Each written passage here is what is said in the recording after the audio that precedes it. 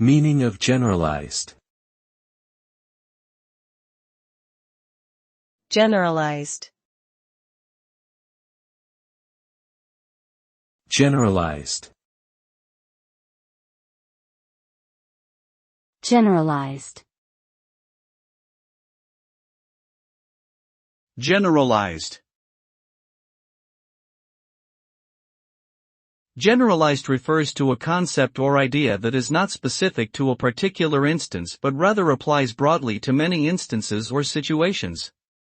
In other words, something that is generalized can be applied to multiple situations or groups, rather than being limited to one specific case.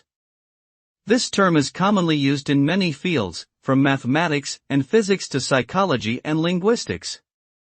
Essentially, something that is generalized is applicable to a wide range of things or circumstances, rather than just one specific case.